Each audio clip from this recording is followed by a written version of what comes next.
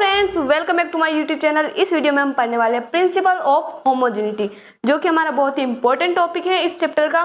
सो चलिए स्टार्ट करते हैं। Principle of homogeneity, according to principle of homogeneity every term in an equation must have same dimensional formula, यानी कि किसी भी इक्वेशन में हर एक टर्म का डायमेंशनल फॉर्मूला सेम होता है। जैसे कि यहाँ पर हमने एक इक्वेशन लिखी है। सबसे पहले हम ये जान लेते हैं कि इस इक्वेशन में कितनी टर्म्स है।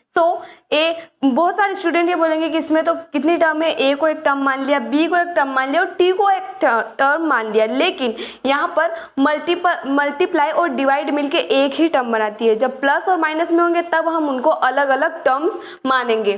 तो यहाँ पर हमारे पास हो गए, according to principle of homogeneity हम ये कह सकते हैं कि डायमेंशन ऑफ ए, यहाँ पर सभी के डायमेंशन आपस में इक्वल होंगे, यानी कि किसी भी इक्वेशन में हर एक टर्म के डायमेंशन आपस में इक्वल होंगे।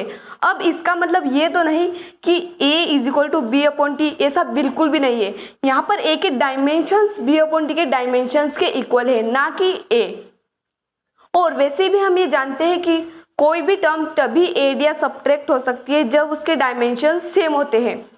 अगर दो टर्म्स उनके डायमेंशंस अलग अलग हैं तो वो कभी एड या सब्ट्रैक्ट हो ही नहीं सकती, ऐसा पॉसिबल ही नहीं है। सो अब हम इसके क्वेश्चंस देख लेते हैं।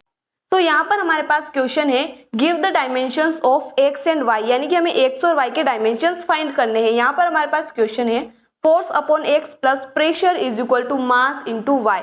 सो according to principle of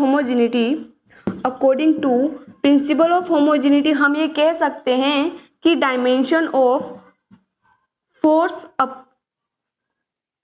upon X, dimensions of force upon X is equal to हो जाएंगे डायमेंशन ऑफ प्रेशर। हर एक टर्म के डायमेंशंस इक्वल होते हैं, अभी हमने पढ़ा। तो यहाँ पर फोर्स के डायमेंशन हमारे पास हैं M L T minus two upon, हमें एक्स के डायमेंशंस यहाँ पर फाइंड करने हैं। और प्रेशर के डायमेंशन है हमारे पास M L minus one T minus two. तो यहाँ पर हमारे पास एक्स के डायमेंशन हो जाएंगे M L T minus two upon M L minus one T minus two. तो यहाँ पर एम और एम डिवाइड हो जाएंगे, टी माइनस टू डिवाइड हो जाएंगे। और यहाँ पर हमारे पास डायमेंशन ऑफ एक्स हो जाएगा हमारे पास एल स्क्वायर।